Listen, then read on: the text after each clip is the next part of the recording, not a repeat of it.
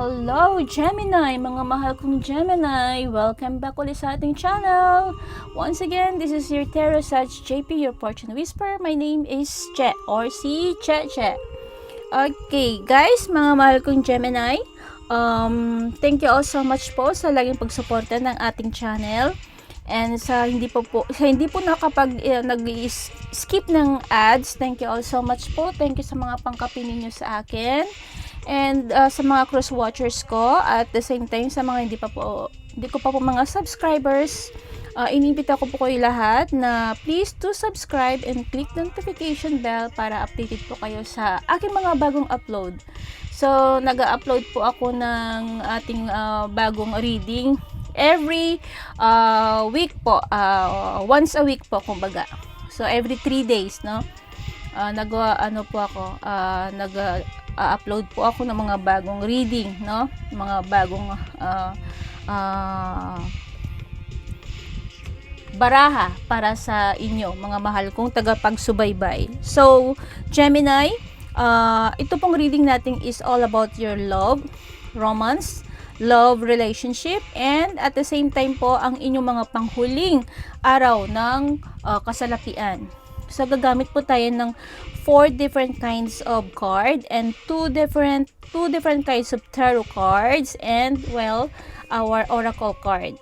So paalala guys, ng tarot cards can't show us ang exact future natin, but they give us hints and possibilities na based on what's going on or what's happening sa kasalukuyan. So, just think of it as a map with different paths, no? Na kaya natin pumili sa mga daang gusto nating tatahakin sa buhay. Okay, guys? So, mag-uumpisa tayo.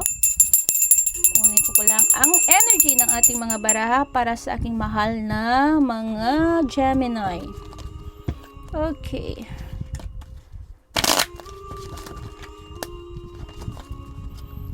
So, paalala guys, ang reading natin ito ay hindi personal, ito ay pangkalahatan. So, maaring ang lahat sa inyo or ang iba sa inyo ay hindi makaka-resonate. So, kunin lamang po ninyo sa tingin ninyo na para sa inyo and iwan po yung mga bagay na sa tingin ninyo ay hindi para sa inyo. Okay, ayan.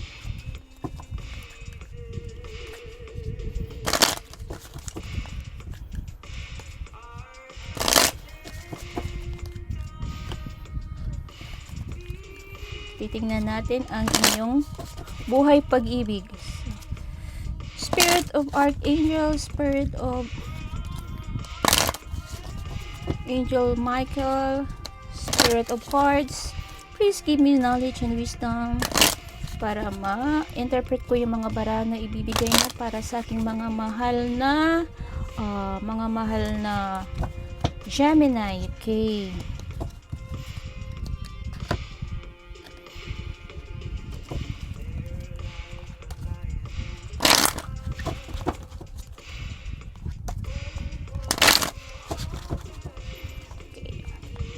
Umpisa natin mga mahal kong Gemini ang inyong buhay pag-ibig.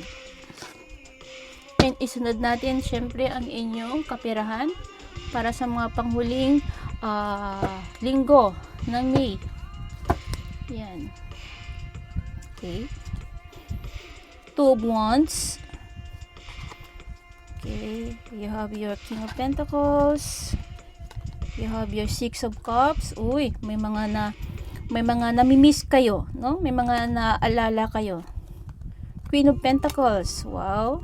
And Ace of Swords. So, kuha lamang po tayo guys ng 6 na cards and same time isang 7 of Cups. And the Wheel or the Wheel of Fortune. Kumbaga. Wow, pag-ibig. Okay, ayan. Okay.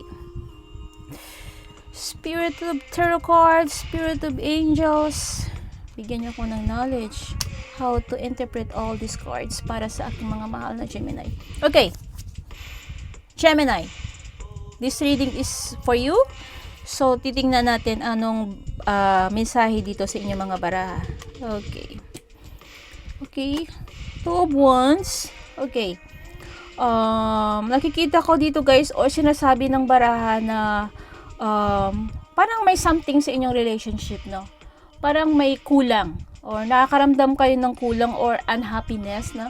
Lack of contentment, no? Or restlessness within the relationship, kumbaga, no? Ito ay, kumbaga, ay nagsasuggest ito or nagpapakita ito ng may mga iba sa inyo guys ay may mga desire, no? For something more, no? Gusto nyo, kumbaga, ay sa relationship ninyo or sa karelasyon ninyo may mga hinahanap kayo, no? May mga, kumbaga, may mga kulang or kakulangan, no, sa inyong relasyon or sa inyong karelasyon, kaya nakakaramdam kayo ng unhappiness, and nagsasaad din ito guys ng hesitation and fear, no, kumbaga fear of the unknown, no, or reluctance to live unfamiliar or even if unfulfilling situation, no, unfulfilling situation, kumbaga. Kumbaga may takot kayo, no? May takot kayo sa inyong relasyon, kumbaga. So, maaring yung kinatatakutan nyo dito guys ay yung magiging decision ninyo. Kasi, maaring itong karelasyon ninyo ay mahal na mahal yung isa't isa, pero may hinahanap ka. Parang may kulang. Alam mo na guys, yung parang, kasi minsan sa pag-ibig guys, no, minsan kahit anong mahal natin sa isang tao, parang may kakulangan, yung may kulang, yung may mga hinahanap tayo na hindi mo mararamdaman sa karelasyon mo kahit na mahal mo. So, minsan nakakaranas ka ng parang hindi ka masaya, no? Hindi ka masaya sa relationship na mayroon ka ngayon.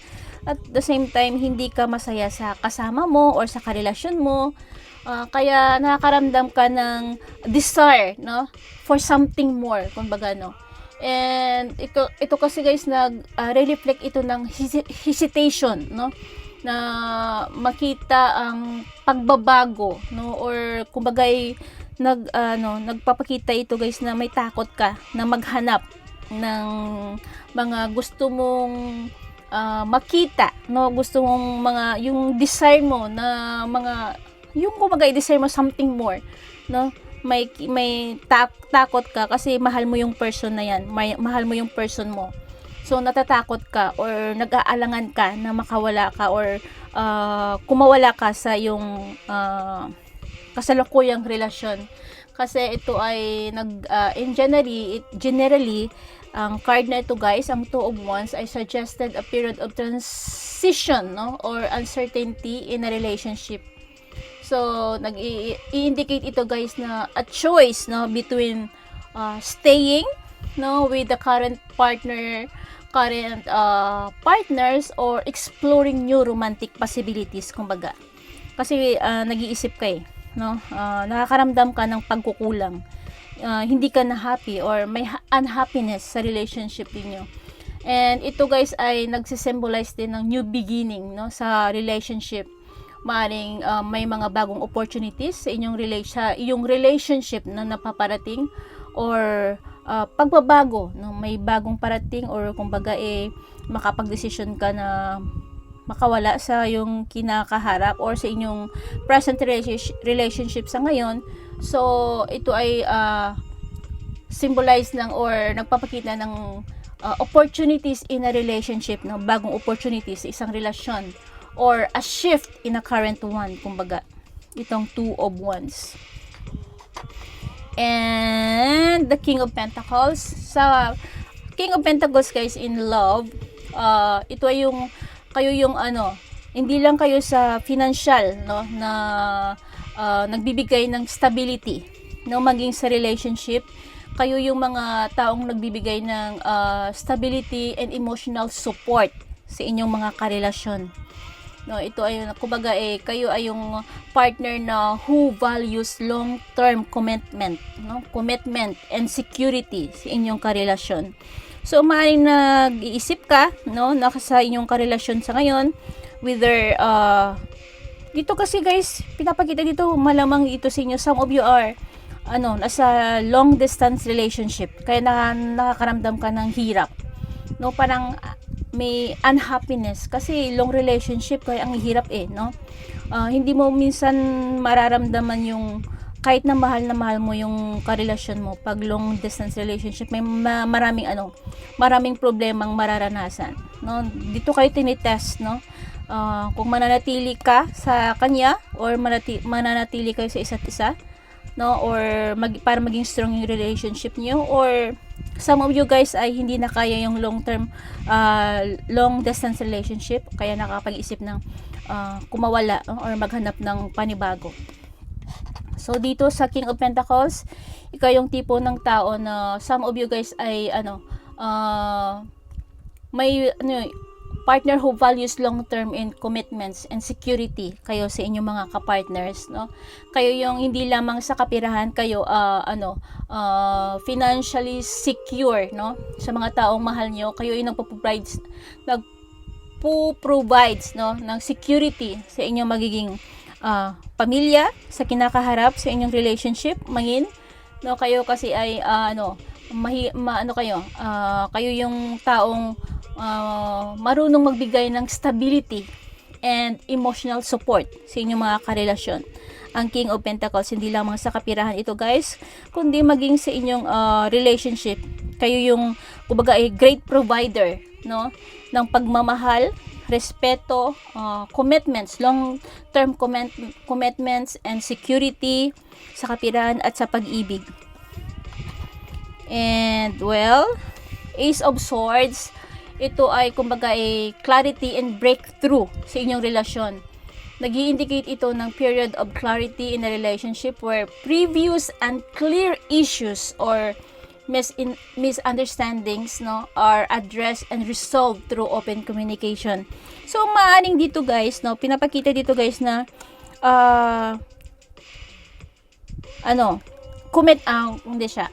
communication ang kailangan dito para maiwasan yung mga nararamdaman yung kumbaga unhappiness or kakulangan. So kailangan talaga guys dito ng communication, no, para kumbaga mapag-usapan nyo kung anong magiging problema ninyo, no? Kung magiging anong problema ninyo sa kasalukuyan, para maiwasan, no? Maiwasan yung hiwalayan, kumbaga.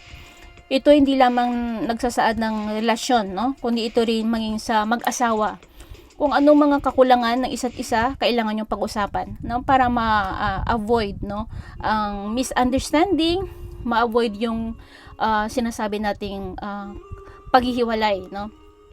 Kasi itong Ace of Swords, ito ay nagpapakita ng mariresolba nyo, no, ang kung anong problemang mayroon kayo sa kasalukuyan.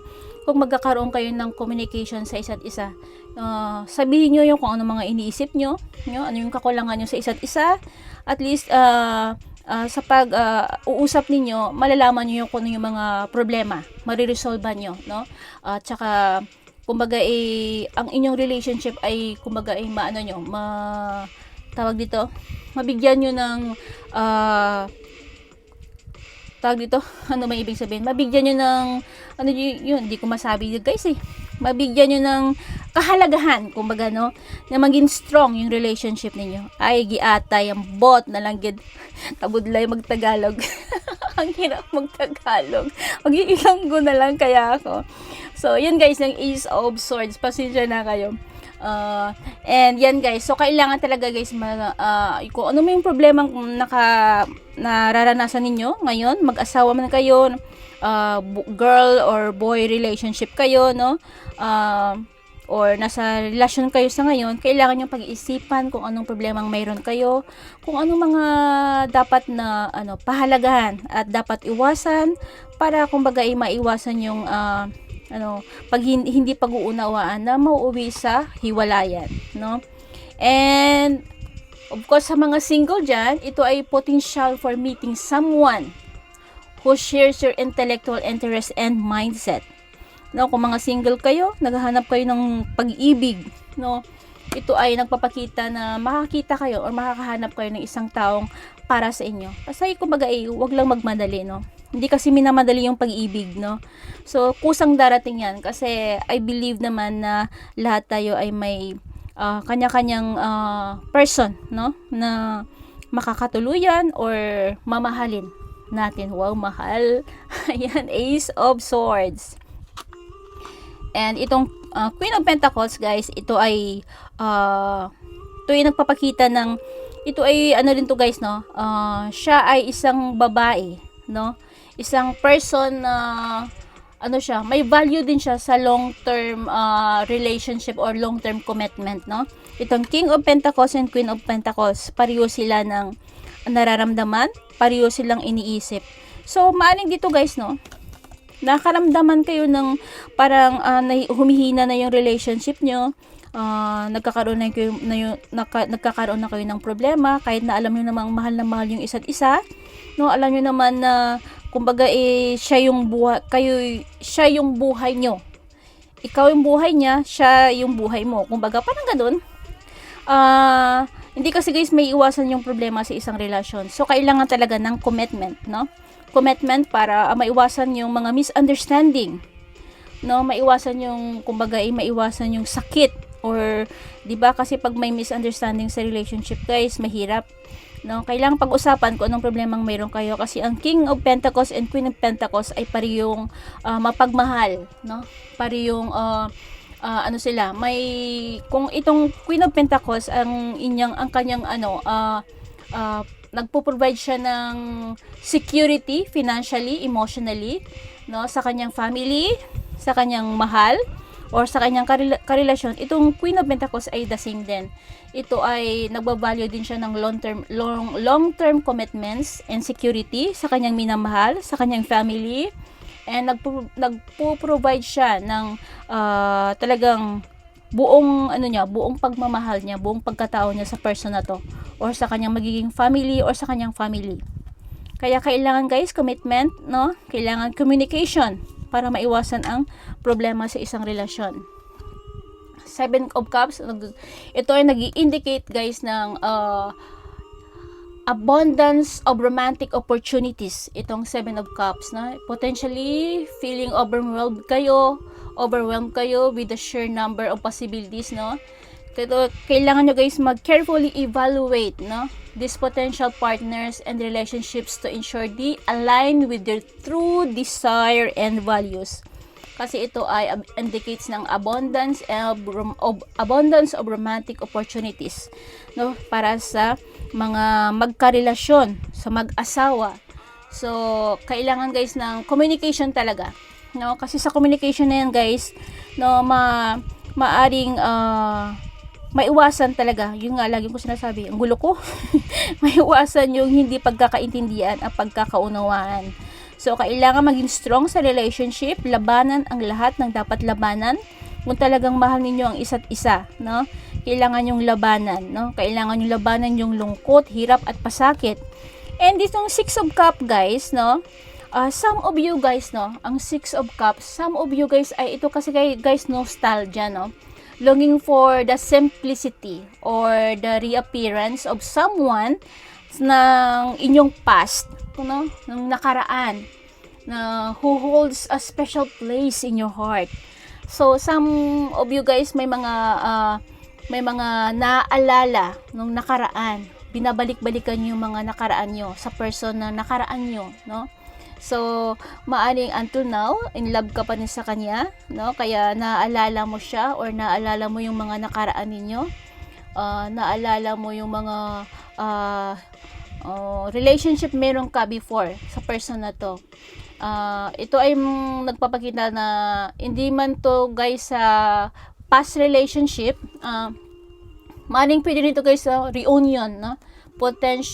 Potential for reunion, possible reunion with someone from your past. Yun nga sabi ko nga, and whether it's a romantic partner, no, or pwede rin sa mga kaibigan, no, sa mga nawawalang kaibigan na bumalik, no, or sa family members ninyo na matagal nang nawalay sa inyo, na bumalik or nag-abroad, no, or yung inyong boyfriend dati or ex ninyo, mga exes ninyo dyan na bumalik nagkita kayo. So yan, potential for reunion kumbaga. So sa relationship naman, ito yun nga, may mga naalala kayo. Iba sa inyo guys talagang yung mga in love dyan dati, no, na nakipaghiwalay or nawala or kumbaga naalala nyo siya, naalala nyo yung persons nyo dati kasi you still love them, you still love him, you still love her, no? So maaring maring isang araw magkikita kayo. Magkaroon kayo ng reunion, kumbaga. So hindi ko sinasabing magkakabalikan kayo. So maaring some of you guys ay magkikita-kita uli. Ito rin guys ay emotional connection, no? Ito ay nag-i-indicate dito ng strong emotional, no? Between strong emotional bond, no? Between two people, no? Ikaw at siya. So nagsasuggest dito ng mutual feelings, no? Emotional support. And syempre, soulmate connection, kumbaga, itong Six of Cups. So ayan guys. So sa mga in love dyan, no? Sa mga in love pa hanggang ngayon, may pagkakataon na magkikita-kita kayo ng mga exes ninyo. So magkakaroon kayo ng reunion. Hindi lang sa mga friendship, no? Sa mga kaibigan ninyo or sa family members ninyo. Malamang sa inyong mga nakarelasyon dati na until now, hindi pa kayo nakaka-move on kasi you still love her, love him, no? Kaya, ayan, get ready sa inyong pagkikita uli. And the wheel, so guys, itong the wheel, no? The wheel sa isang relasyon, guys, ito ay nagpapakita siya, guys, ng kasaganahan, no? Ito ay, kumbaga, ang the wheel, no, sa isang relasyon, ito ay nagsisignifies ng shift or turning point in your romantic life. So, magkakaroon ng pagbabago sa inyong relasyon. It suggests that you're entering a new phase, pwede rin. Whether that be a meeting a new love sa mga bigo dyan or sa mga hiwalayan dyan, makahanap kayo ng bagong karelasyon, bagong pag-ibig, and kumbaga ay may experiencing a major change, no, sa inyong existing relationship. Kumbaga may pagbabago. Kung may karelasyon ka ngayon, may malaking pagbabago sa inyong relasyon. And kumbaga ay ang card na ito, guys, ay nag-i-encourage na to embrace the ebb and flow of relationships and trust that whatever unfolds is part of your personal growth, no? Kung ano yung mga mararanasan nyo, no? Kung ano yung mga naranasan nyo sa kasalukuyan, kailangan yung harapin. Kailangan yung yakapin. Kasi ito ay nagtuturo na magkakaroon kayo ng growth, kumbaga, no? Sa inyong personal na pagkatao. And kumbaga sa relationship na nagsasuggest ito na you and your partner are entering a new chapter, no, which may involve growth, challenges, or a change and dynamic. Ang the wheel or the wheel of fortune, kumbaga. So maaring may happy ending na mangyayari, or maaring makamtanin niyo yung mga pagkapanalo sa mga challenges ninyo sa inyong relasyon. Maaring kung hirap na hirap kayo ngayon sa long distance relationship, mayroon kayo, or maaring maraming hadlang sa relasyon ninyo dahil through sa communication, no, mapaglabanan ninyo ang lahat ng mga nararamdaman ninyo na maiwasan nyo ang misunderstanding. Kaya maipagpatuloy nyo or magkakaroon kayo ng happy ending sa bandang huli, no, sa may mga relasyon dyan, or maging sa mag-asawa. So may iwasan yung hiwalayan na mangyayari basta magkaroon kayo ng communication. Kasi sa relationship, guys, hindi lamang puro love ang kailangan or ang ingredients, diba? Ang love kasi, guys, laging nandyan. Laging nandyan yung love. Pero yung communication, respeto, at pag-uunawa, pag nawala yan dyan, guys, no, mawala yung kahulugan ng sinasabing pag-ibig or pagmamahal sa isa't isa. So, kailangan understanding, no, pag-uunawa, respeto, at higit sa lahat ay ang komunikasyon. Okay? So, yun, guys, ang inyong buhay, pag-ibig sa mga mahal kong Gemini. Be strong, no, communicate kayo sa isa't isa para magkaroon kayo ng kung ano yung dapat nyong pag-usapan na ma-solve yung problema. The offer of proposal in near future that comes as a surprise. Oh, ayan, proposal. Alone time, spent sometimes alone, it will help you gain clarity in your relationship. Ayan. And the last one, you are attracting the right person at the right time into your life. Okay. Yan, guys. So, itong baraha ninyo, kung ito sinasabi kasi guys, alone, no time. So, maaaring pwede kayo makapag-isip-isip muna. Pag mag-isip-isip kayo para kumbaga i-refresh yung mind nyo, no? Makagain kayo ng clarity, no? Sa inyong relasyon meron kayo ngayon. Huwag kayong padalos-dalos sa pagdesisyon, no? Na sa bandang huli ay marirealize nyong mali, no? Na sa bandang huli kayo lang din masasaktan. Spend some time alone, kumbaga, no? Para makapag-isip-isip kayo, nagkaroon kayo ng clarity, no? Refresh yung mind nyo, kumbaga, makapag-isip-isip kayo, no? About sa inyong relationship. And malamang dyan guys, sa mga maraming manliligaw dyan, no? So, mga nanliligaw, maaring yan, proposal, magkakaroon kayo ng proposal guys, oh. Near future comes as a surprise. So, maaring malaking surprise sa mga kababaihan dyan, no, in love. So, maaring magkaroon ng proposal sa inyong pag-ibig and attraction. And sa mga single yan guys, no, you're attracting the right person at the right time into your life, no. Maaring may mga person na darating sa buhay ninyo, no, mai-in-love sa inyo ng gusto, na darating yan guys sa tamang panahon, no. Person at the right time sa inyong buhay. Yan yung sinasabi ng inyong baraha. Ayan, kaya maghintay-hintay, wag magmadali kasi lahat po tayo ay may kanya-kanyang person na para sa atin. So, ayan, you're attracting the right person at the right time into your life. Okay, ang ganda ng cards nyo ha. Gemini, mga in love, no? At mga in love dyan. Last card para sa inyong buhay pag-ibig. Inheritance. Learn from the past, inherit wisdom for the future. Healing heart. Healing of the heart begins with forgiveness. Ayan. And tide. Sail together with the rise and fall of tides. Ayan guys, so, ayan. Magkatugma yung mga cards inyo, mga Gemini. Inheritance, so ayan. Learn from the past, inherit wisdom for the future. So, maaring, kung may mga pagkakamali man kayong mga, mga nagawa sa inyong karelasyon, no, maaring pwede nyo guys ma-apply, no, na maging apply, no, ma-inherit yung wisdom para sa inyong kinabukasan or sa inyong future, no, future relationship ninyo, ang inheritance. Learn from the past, inherit wisdom for the future. And healing heart. Ayan. Healing of the heart begins with forgiveness. Ayan. Kailangan ng pagpapatawad talaga guys, no?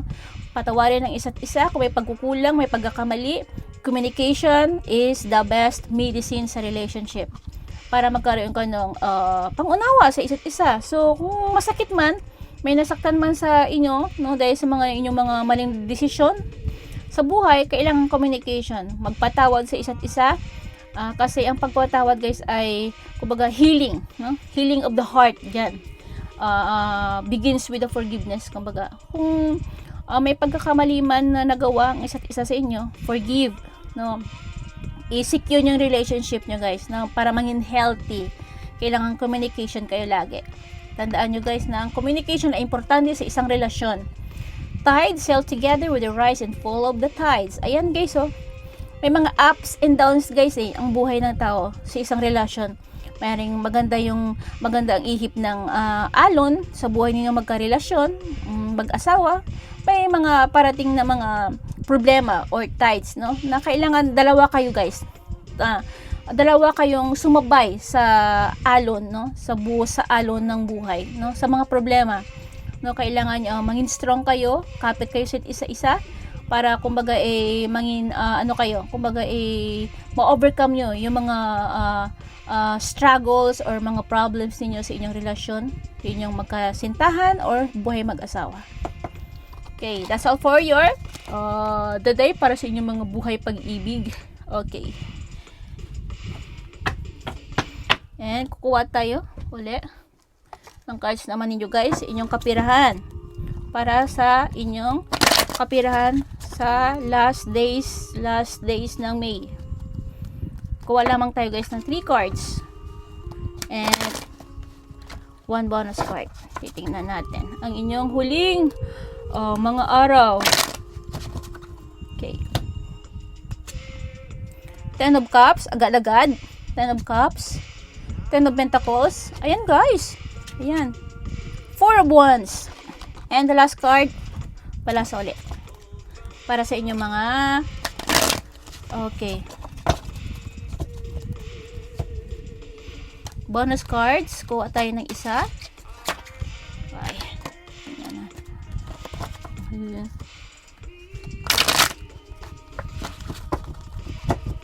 Okay. Bonus cards.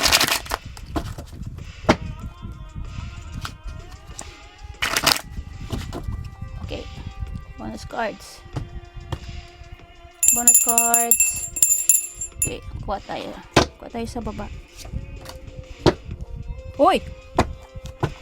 Wheel of Fortune. Ang inyong baraha, guys. Okay. Wheel of Fortune. Inyong kapirahan uli. Wheel of Fortune. Ayan. Ten of Cups. So, guys, sa inyong mga huling araw ng buwan ng May. Ayan. Continuous, guys. No, ang inyong kapirahan. Maaring mananatiling tuloy-tuloy ang inyong kasaganahan sa kapirahan. No? Four of Wands, yung kasiyahan, no? Kasiyahan sa bagong yugto ng inyong buhay. Kasiyahan dahil sa may marami kayong parating na mga opportunity sa buhay ninyo. Yun, ayan, kasama nyo ang family ninyo, kasama nyo ang inyong karelasyon, no?